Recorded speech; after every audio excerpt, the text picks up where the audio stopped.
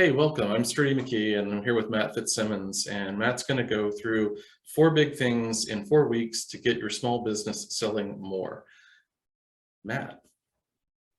Thanks, Sturdy. So today I'm going to take you through some information. Some of it might well be brand new. I don't know. Maybe it will, maybe it won't. Maybe it will be, maybe it won't be. I'm going to show you a couple of concepts. I'm going to talk about those and how they apply to your business. So if you've got a moment, grab yourself a pad and a bit of paper, a pen and a bit of paper to make some notes. Now, we are going to be posting this online, so if you don't catch everything the first time we do it, then that's not a problem. We're going to post this up so you can go back and refer to it. So what we're going to focus on today, so there are 3 main areas that we, Sturdy and I, look at when we're looking at a business. There's people, cash, and focus. And today we're all about cash and how to get some more cash into your business. Sturdy and I are the creators of this thing here, which is the best small business in the world, which is a program for small business owners who want to grow their business. We launched it on Indiegogo, and now it's available to the general public.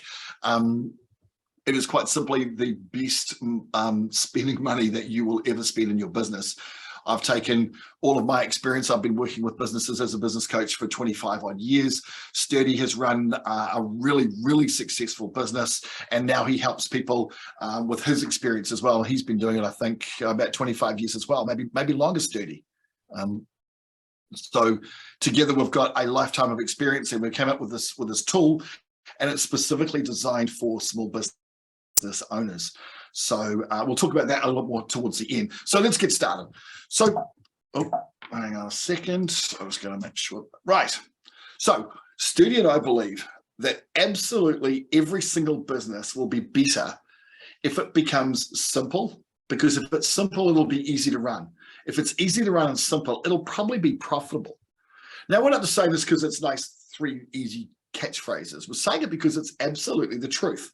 I've been doing this for a very long time, and a lot of what I do and the way that I work with businesses is that we simplify them down to the essence of what they are, get rid of all the peripheral and just focus on what they do and what they do well. And we really spend a lot of time making it super simple to understand what they do and how they do it.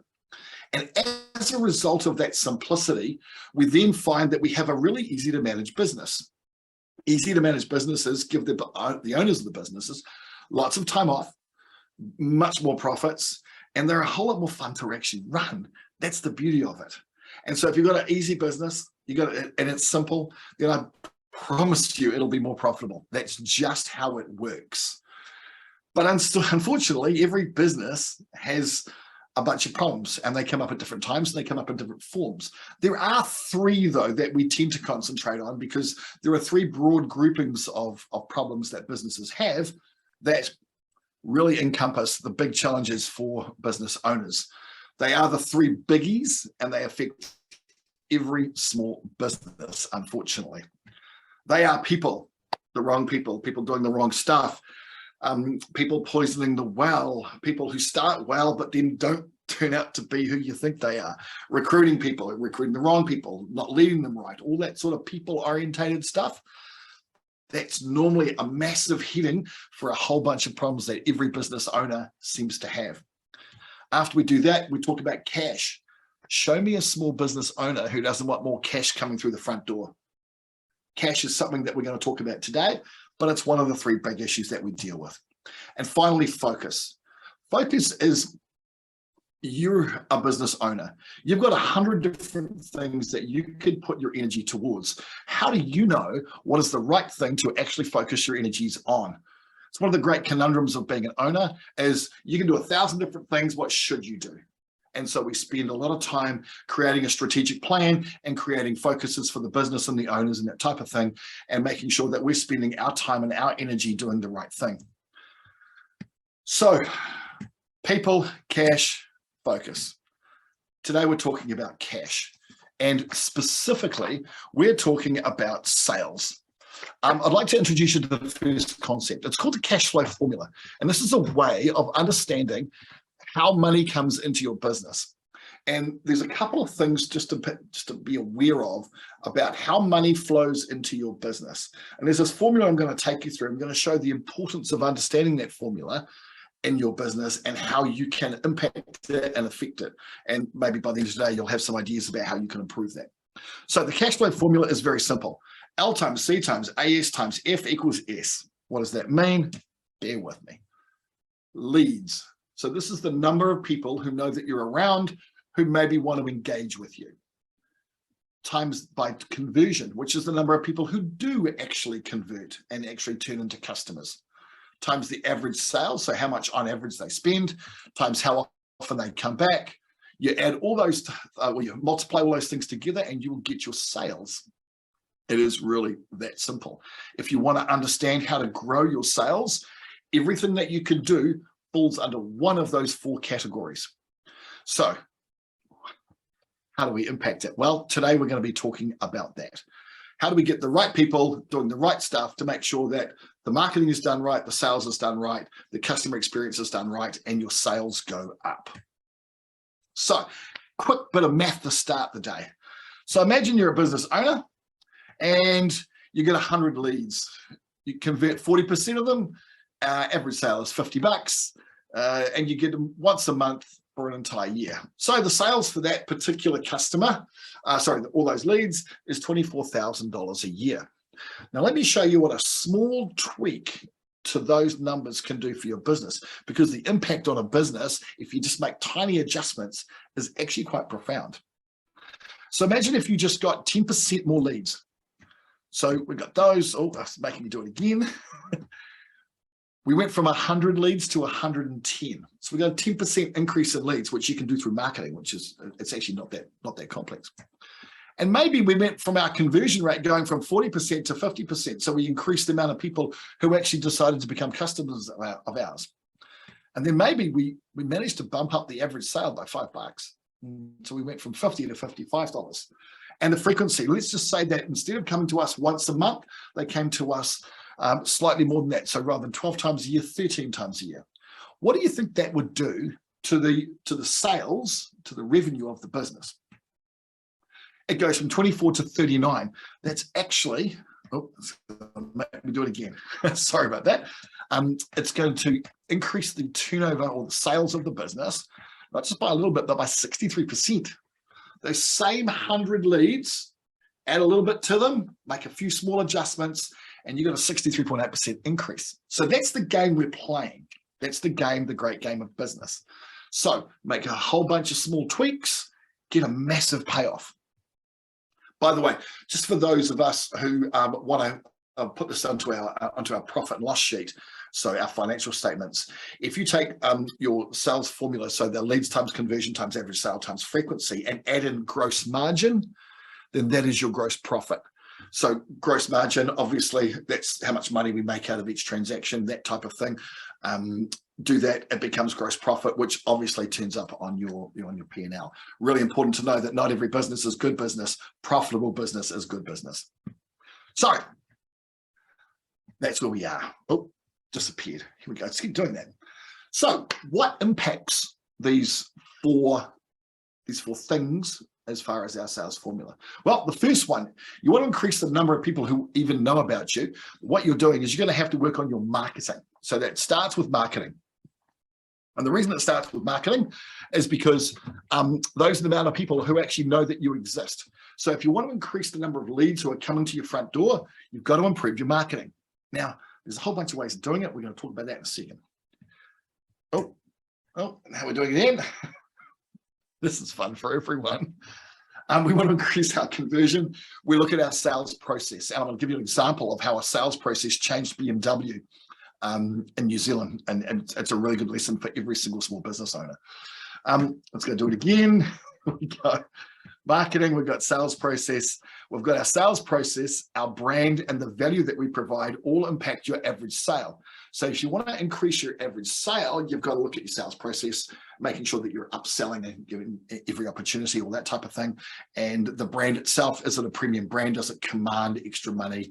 And the value, the inherent value that you provide, whether it be a product or a service. So if you want to increase that average sale, couple of criteria there to go away and have a think about. And finally, I'm just going to do it again, of course it is.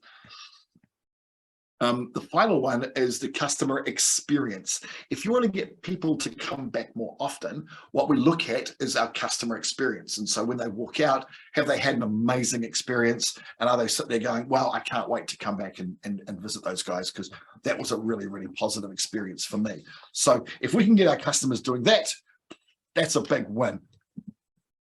I hope that makes sense. If you want to increase your sales, start with your marketing, look at your sales process, look at the brand, the value that you provide in your sales process again for your average sale, and then look at the customer experience from the time that they understand that you even exist all the way through to after they've been a customer of yours and you want them to come back. So what does that flow look like? Make sense? So let's start with marketing. If you want to increase the number of leads that you have, the easiest way to do it is to put a really sharp pencil to your marketing and make sure it's on point. Now, one of the biggest things that I see most often in small businesses is that you've got someone doing the marketing who might not necessarily understand the messaging, the right messaging that they need to use to appeal to their target market. And there's actually a process to actually getting your marketing on point. We take people through it in our program and the best small business in the world, but I'm going to give you a quick rundown of what you need to actually understand. The first thing you need to understand is your target market. We start with target market for one reason and one reason alone. Our target market gives us the language that we need to use when we're trying to communicate with them. Because don't forget, marketing is nothing more than a solid message told well in the right place. It never has changed. In 150 years of advertising, it's still a solid message told in the right way in the right place. So the first thing we need to do is figure out what is the language of our customer, and we can do that through marketing. So we start off with target market, and then we do some work on a thing called a brand promise. This is the promise that you make to your customers every time they interact with you. So what is a bunch of statements? What's the thing that every single one of your customers is going to get every time they interact with you? And there's a tool and a technique that we take people through to actually figure that out. Once you have all those things, so you've got your target market, you've got your brand promise, then you can go to market. I hear all the time, what's your strategy for marketing? It's social media. Well, social media, unfortunately, is not a strategy. It's a platform for a strategy to be applied to. So get the messaging absolutely on point, and everyone can do a little bit of work on that. It's really, really simple to do, and the payoff is extraordinary. So you want to increase the amount of leads that come through the front door, go out, talk to more people, have more conversations with your target market. Once you've done that, cool, you've got people who are coming to your front door or expressing an interest in doing business with you. Then comes the role of the sales process. Now, the sales process is the process by which we convert people from being sort of mildly interested in our business to becoming raving customers. So it's what we go through to get people to understand their needs and to get them to sit there and go, yep, this is what I want, and they purchase it from you and they have a great experience and that sort of thing. Now, practically every business that I deal with has a sales process, whether they know it or not. Most people don't know it and they haven't defined it. Possibly the biggest thing that you could do to improve your sales process is to write it down. 99% of businesses don't have the sales process written down. So what you do is you get a big sheet of paper and you go, what is the customer experience? And you just write down the customer experience. And I would do it, to be fair, on something digital, because you end up putting in bits and bobs as you go through more detail. So write down what your customer goes through. What are our sales points? What are our milestones? And there's this concept I'd like you to have a think about. So there was a really great book written a long time ago about an airline. And the guy who wrote the book came up with the phrase, moments of truth. Now, the moments of truth are when your brand promise, we just talked about that a second ago, becomes real or not. They are the moments where the truth is revealed. So the moments of truth are the really big parts of the sales process that actually, they either deliver on what you said they will or they won't. So moments of truth, put that in there. The milestones, put down your whole sales process. And then you put down the detail, and you can even get to the point where you're scripting them. So don't be afraid of doing that. So you need a defined, logical, commonsensical, and sequential sales process. And if you want to do one thing that will probably make the biggest difference this afternoon, that would be it. Once we've got that, we start looking at our average sale. How can we sell more to the same people? Now, this is actually a culmination of a whole bunch of different factors. The first one is the sales process. So the most common thing is we'll put in an upsell point or two during the whole sales process, depending on what we're selling. That's the simplest thing you can do.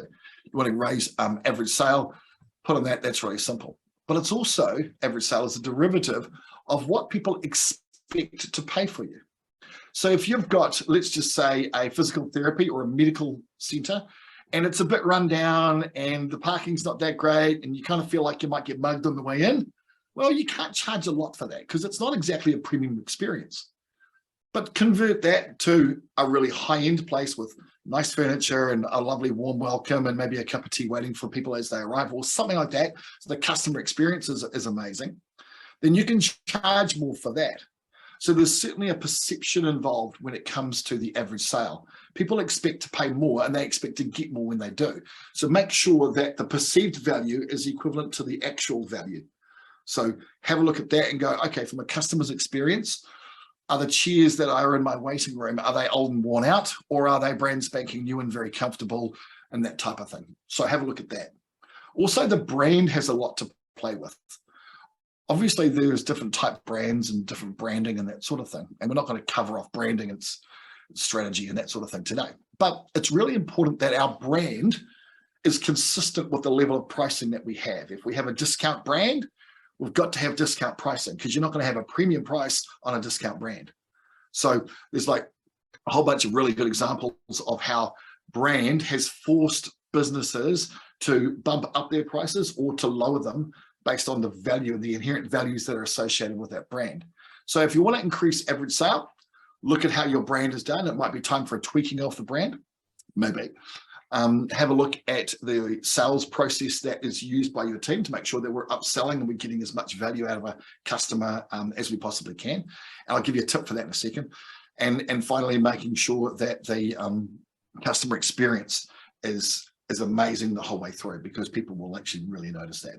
Now, just a really quick tip on how to get your team to do upsells. And regardless of the industry, it's really hard to get people who are hired to do a thing to try and sell, if you're in a cafe, an extra coffee, or if you're in a physical therapy, to sell the things associated with that, maybe creams and balms and stretchy things, which my physiotherapist gives me all the time. So look at that and say, imagine it from the customer's perspective.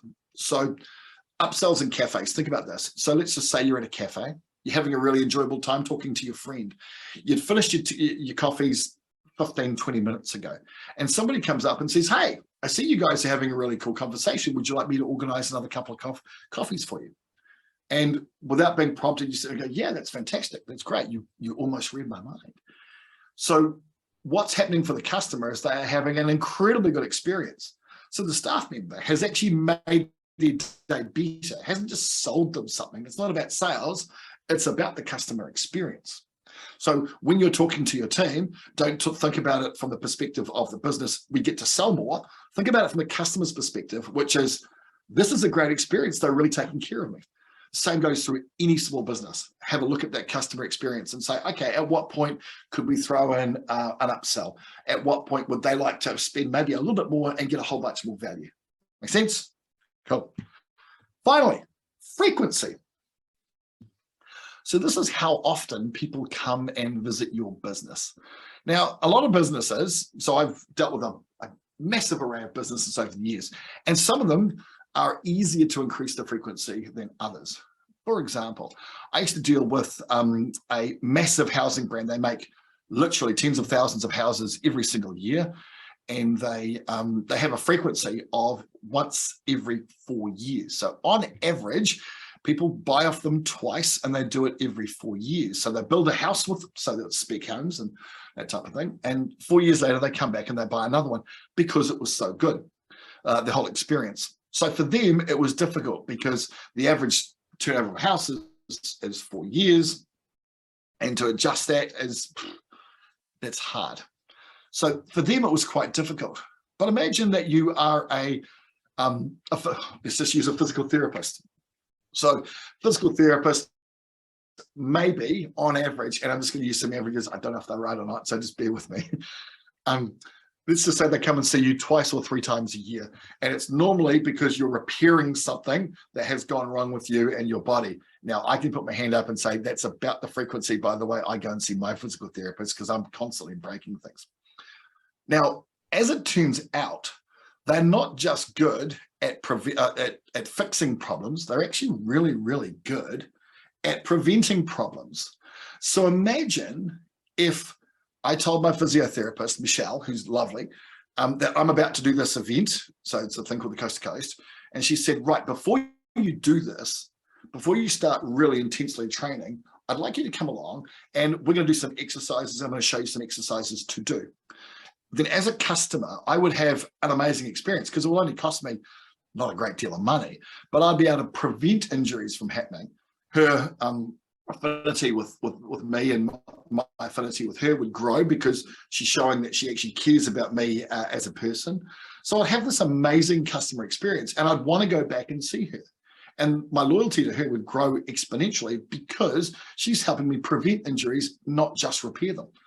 So that's just one of the way that you could actually increase frequency. For coffee shops, for businesses like that, you can just make more offers. It might be as simple as that.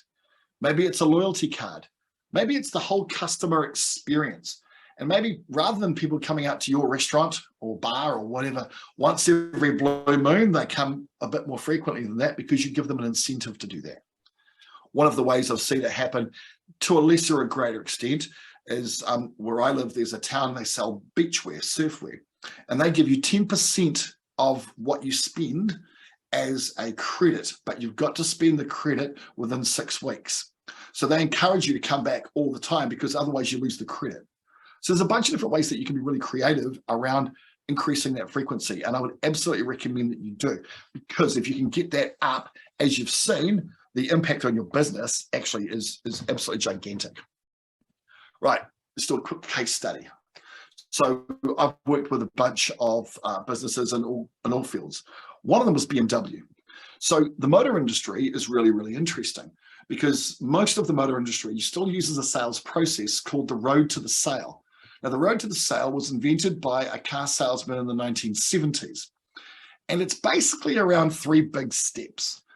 You go on to the lot, they get you to test drive, they get you to make a deal, and they put the hard word on you. They really turn the screw and say, right, have I got a deal for you?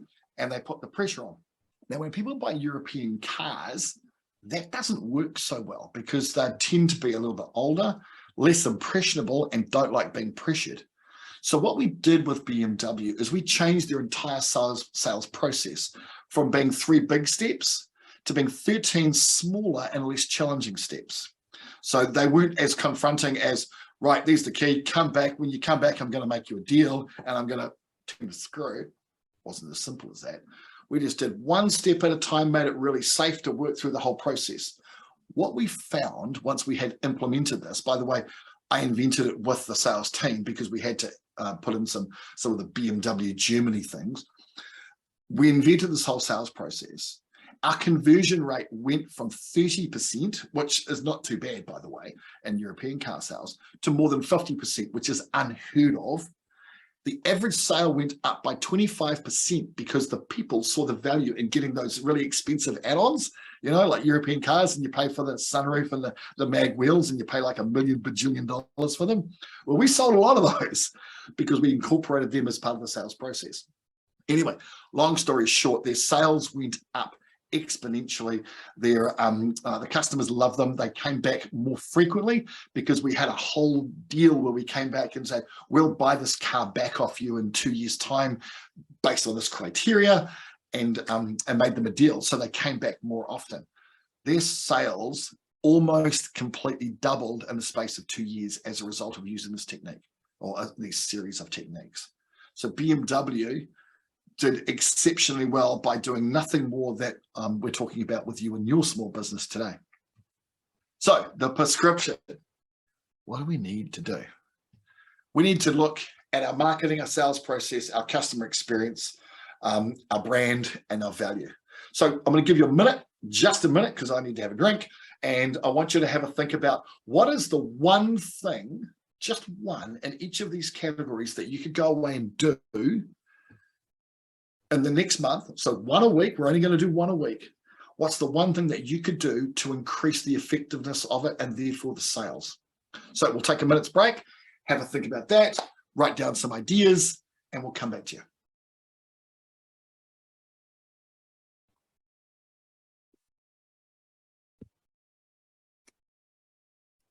If you need longer, then stop the recording now, put it on pause, and keep thinking. But we shall move on. So today we talked about people. Sorry, we talked about cash. We also talked about people and strategy, or the focus of the business. Our next webinars will be about people and focus. So keep it tuned for the next webinars that we do. Sturdy and I, my co-author and I, have got a mountain of experience that we can help small business with. And this is the stuff that we love. So if you want to help with growing your business, then Sturdy and I can definitely help with doing that. So who is Sturdy and I? Sturdy, I'm not sure if you're still there, mate. I can't actually see your face, but Of course I am, Matt. of course I am. But this is us, or at least caricatures of us, and a picture of the book and program that we created. And in creating this product, we are genuinely disrupting the business coaching world, because normally to have access to people like us costs tens of thousands of dollars. And for less than a restaurant meal or a couple of tanks of gas, you can have this, which is the culmination of, between us, more than 50 years experience in growing businesses. So it's called The Best Small Business in the World. It was created by myself and Sturdy. And it's specifically designed with all of the tools for small business owners. But it isn't just that. And Sturdy, I'm going to let you talk maybe a little bit more about what it is and who it's for. Well, it's a set of tools. Here, we'll make it simple. It's the book and the program that I wanted to create for my kids. So I was trying to write a book for a couple of years, a business book. It just wasn't working out. I was really frustrated. Matt had already started with the structure and format of this and reached out to me. And when I saw how he was doing it, I immediately was on board. And we've created a manual. This is the business education you didn't get in school. It's the business education that I knew my kids weren't going to get in school. And one of my kids is in college in business school, but she's not going to get these component parts and pieces of running her own business too much of the time. Even in business school and college are there to teach you to be an employee, to teach you to be a specialist. And the problem with that is, when you go out and start your own business, you might be excellent, and probably are, at the thing that you do. So whether you're an attorney or a physio or a plumber or a CPA or dentist, it doesn't matter. Whatever it is that you do, you're really good at that thing. But it doesn't take, and I'm sharing this because this is my story, it didn't take very long when I started my first business with employees and started growing to figure out I really didn't know what I was doing. And we've created the resource at an incredibly affordable price to make sure that everybody can access it and get those component parts that simply aren't taught. And I think you hit the nail on the head. Business school teaches you to be an employee. We help people become business owners, and they are distinctly different things. They are. And everybody if you've started a business, you've been in it, whether you're 3 months in or 15 years, there's still stuff to learn, there's still things to do. We're trying to create a structure and a program, the things that we didn't have, certainly the things that I didn't have when I started out. And I invested, hundreds of thousands of dollars in coaches and advisors and consultants, and, outsourced things and learned and invested in all that. And that's where this is coming back full circle to How can we help you make the journey a bit easier, simpler, easier, and more profitable? Indeed. So if you want to connect with us, we're on Facebook. We've got a page on Facebook called The Best Small Business in the World. Come along, like, follow, all that sort of social media stuff. We're also, Sturdy and I do a podcast, and it's actually a lot of fun because I get to talk to my mate and we talk about really interesting stuff. So that's quite cool. It's a bit more laid back and more sort of conversational than maybe a webinar. If you decide to purchase the program, and again, it's the best money you'll ever spend, we're going to do every other week, we're going to be doing drop-ins, so you can come and ask questions. So you're going to work through this as a toolbox, and then you're going to come and you might get stuck on some stuff, which is cool.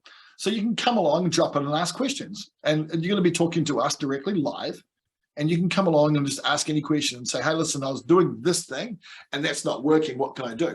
And between us, Sturdy and myself, and we'll have special guests and that type of thing, we can help you actually do that for your business. So it's not just a bunch of tools. You're actually going to get direct access to Sturdy and myself, and to help you get the stuff going in your business. We also have Matt, oh, sorry, mate. Yeah, as well as the community. So you'll have access to other people in the same community who are also in the same program with the same tools, going through the same things. And that's another thing I learned in EO. I can give full credit to Entrepreneurs Organization for this one, that joining EO, and in order to get into EO, you've got to be at $1 million or more. You can do the accelerator at 250 to try to get to the million, but to be a full member, you've got to be at $1 million or more. And that's only 4% of businesses. So again, the accessibility thing comes into this. But the community, most of the stuff, what I learned is 80 to 90% of the things you encounter in your business, regardless of industry or background, are the same. Okay, think about that for a second. You're dealing with marketing, customer acquisition, sales, cash flow, budgeting, strategy, managing people, hiring. All those things are the same. And that really opened my eyes to realizing, yeah, we can look for people who are well-versed in our industry. The problem with that is you're an expert in your industry already, right? Why do I need to be an expert in your industry? I need to be an expert in the business structure and all those moving parts to help you get mastery over that so that you can thrive and you can grow and you can get past the $1 million and the 10 million and the 100 and wherever it is you want to end up going. And it's really interesting the value of having a community of other business owners around you who are actually all going on the same journey that you are. They're going on their own version of it, but they are on the same journey. You'll have a lot of people who you can actually have a real affinity with, regardless from where they are anywhere in the world. Absolutely. So we do drop-ins. We've got a Facebook community. We've got email that you can connect with us via email. It's the tools, it's the experts, it's the community. You can find us at thebestsmallbusinessintheworld.com. Now it's kind of laid out a bit so we can read, but that's what it is. Thebestbusinessintheworld.com. Thebestbusinessintheworld.com. That's our email. Sorry, that's our website. You can come and see us there. And I can't stress to you enough that this is the tools that you need, the community that you want, and the expertise that you can access. It really is all of those things, which is why we're really revolutionizing the business coaching industry and making it absolutely democratic. Why shouldn't you, as a small business owner, have the same tools that the big businesses have? We don't think it's fair that you don't, so we've created it so you can. Absolutely. And with that, we will leave you. Keep a tune out for our next webinars. We will have them on a regular ongoing basis because we've got a whole bunch of stuff that we can show you that you can implement in your business in the next wee while. We like things that you can actually action straight away. We do theory, but we're really big on execution. That's what we do. That's how it works. So keep a tune out for that, and we look forward to seeing you soon. Thanks, Matt. Thanks, everybody.